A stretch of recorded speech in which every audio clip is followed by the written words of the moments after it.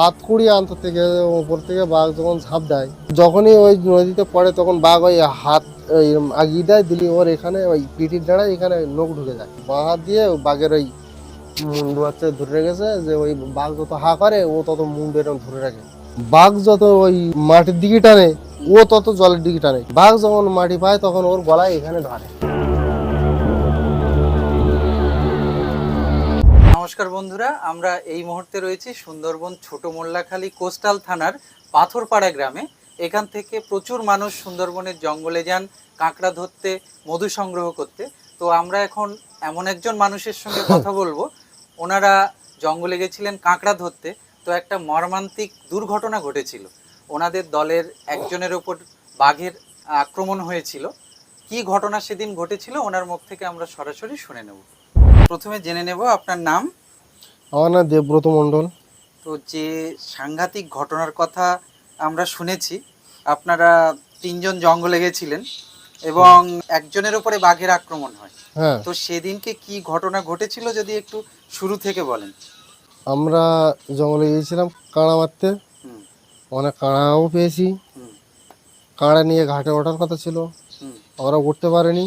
হুম একদিন বাদে উঠবো বলে লেট করে আসবো বলে ওই দিন রাত্রেতে আমরা জাল দিই নদীতে। আচ্ছা আচ্ছা এবার রাত্রি অন্ধকারে যখন জাল দিয়েছি তখন বাঘের খোঁজের মধ্যে আমাদের ওই যে খোঁটাটা মারা হয় বাঘের খোঁজের মিডিলই পড়ে ওই লগাটা। রাত্রি অন্ধকারে অতটা মাইন্ড করিনি।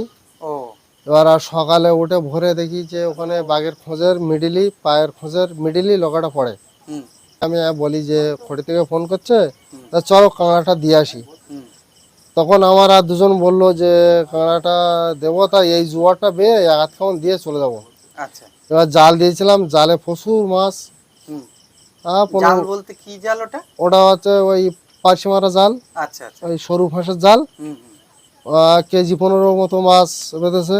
হুম ছাড়িয়ে নিয়ে তখন আমরা যখন ওই দোন তুলে আসছি তখন আমাদের আর বেশি দোন ছিল না, ওই 8-10 দুলো ছিল।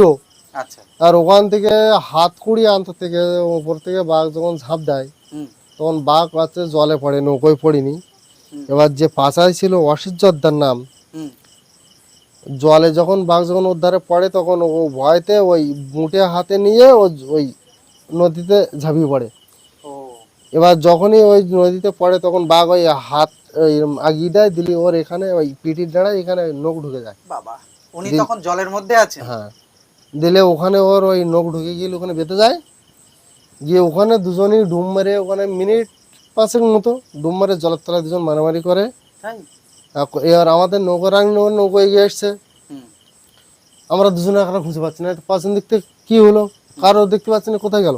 হুম তারপরে যখন দুজন উঠতেছে, বাঁ হাত দিয়ে বাঘের ওই মুন্ডু হচ্ছে ধরে রেখেছে, যে ওই বাঘ যত হা করে ও তত মুন্ডু এরকম ধরে রাখে। বাবা এই করছে, করার পরে ও তখন ওখান থেকে ওই জলে মারামারি করতে তো বলছে মায়েদা আমার বাসা, আমি বাঘ তো ধরে গেছি। হুম কিন্তু আমাদের হাতে টাইম নেই যে ওখানে যাব। আচ্ছা আমাদের নৌকোতে এগিয়ে যাচ্ছে, আমরা ওর থেকে অনেকটা দূর আন্তর হয়ে গেছি, ও আমরা যেতে পারিনি। তারপরে বাঘ যত ওই মাটির দিকে টানে ও তত জলের দিকে টানে, কিন্তু বাঘের সঙ্গে তত পারবে না। হুম বাঘ যখন মাটি পায় তখন ওর গলায় এখানে ধরে। কতটা জল সেখানে?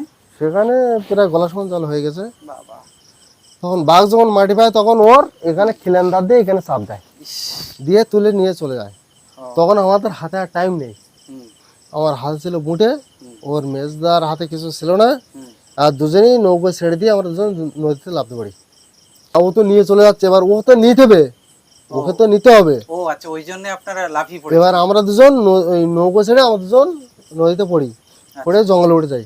আমার হাতে ছিল বুটে, আমি যখন মাটি পাইছি তখন বুটে আমি ছেড়ে দিয়েছি, হুম দিয়ে বাঘের পাশ থেকে আমরা দুজন ছুটতেছি।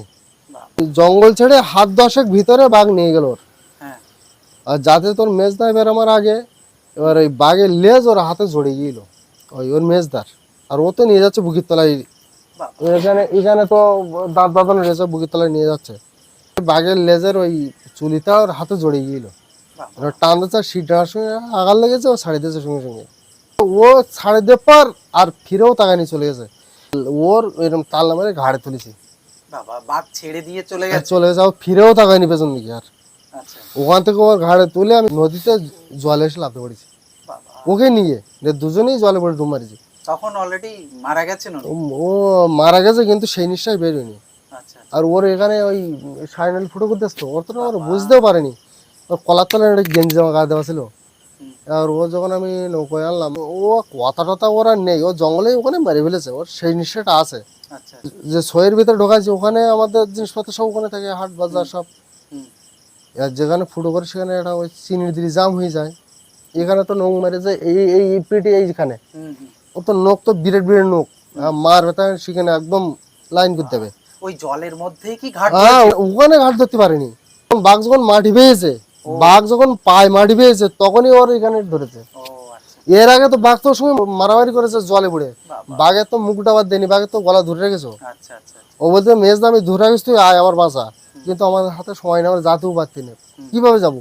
তার আগে ওর কাজ কমপ্লিট, কথা বলতে বলতে কাজ হয়ে যাচ্ছে। যাই হোক নিয়ে এলাম, নিয়ে এবার কোনো রকম ভাবে চিনির বুনিটা বের করলাম। এর এখানে যে কলার তোলা জামা গায়ে এরকম এরকম কলার তোলা জামা গলা ঢাকা, এটা আমরা বুঝতে পারিনি। দেখলাম এখান থেকে রক্ত বেরোচ্ছে, আমি সঙ্গে সঙ্গে চিনি বই মেরে এখানে চিনি জাম করে দিলাম। এবার ওই যেখান দিয়ে আসবো সেখানে জল হয়নি, জোয়ার হচ্ছে কিন্তু জল হয়নি। যে সময় আসবো নৌকো নিয়ে আসার মতো পরিস্থিতি নেই। না, এইরকম ঢাল, মানে এরকম এইরকম নিচে উঠে এরকম ঢাল, ও এইরকম। আচ্ছা আচ্ছা তাহলে ওখান থেকে আমি এরম ভাবে উঠবো, উঠে আবার তো নিচে নামবো, এরকম একটা পরিস্থিতি। তখন ও নৌকোয় তুলে আমি বলছি কেটে কি করবি, আর দোন কেটে দে নৌকো ছাড়।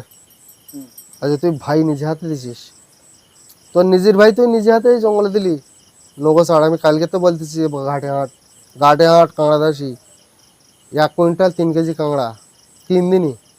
আপনি বারবার বলেছিলেন কিন্তু ওনারা শোনেন। ওরা একটা টাকা ঋণ আছে, বাড়ি আলি টাকা নেবে, আচ্ছা আচ্ছা তার জন্য ওরা আসেনি। আমাদের বাড়ি হাট, তাহলে তো না, একটা দিন বেয়ে যাবো, রাত্রি যাবো, রাত্রি কাঁড়া দেবো, রাত্রি চলে আসবো, না বাড়ি গেলে সমস্যা আছে টাকা পয়সা।